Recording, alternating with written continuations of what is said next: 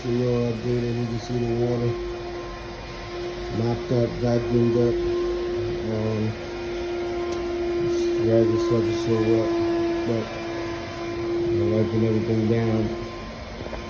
Still got water leaking on the right.